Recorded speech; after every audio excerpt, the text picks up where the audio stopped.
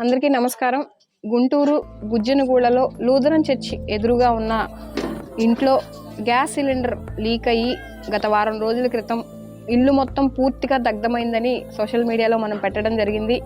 ఇక్కడికి వచ్చి విచారించి వీళ్ళ పరిస్థితి ఏంటని చూస్తే చాలా అంటే చాలా దారుణంగా ఒక ఇనుప బీరువా కూడా కరిగిపోవడం నేను నిజంగా లైఫ్లో ఫస్ట్ టైం చూస్తున్నాను. ఒక్క వస్తువు కూడా పనికి రాకుండా నిజంగా చిన్న పిల్లలతో సహా నడి రోడ్డున పడ్డారు. వీళ్ళకి గవర్నమెంట్ వారు కానీ వీలైనంత వరకు అందరూ సహాయం చేస్తేనే వీళ్ళు ఈ పరిస్థితిలోంచి కోలుకోవడం జరుగుతుంది.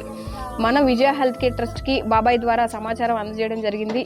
అది మన సోషల్ మీడియాలో పెడితే రేవేంద్రపాడు సాయిబాబా టెంపుల్కి చెందిన బాబు గారు వీళ్ళకి నెలకు సరిపడా సరుకులు, సామాన్లు, కొన్ని బట్టలు కూడా సహాయం అందజేయడం జరిగింది.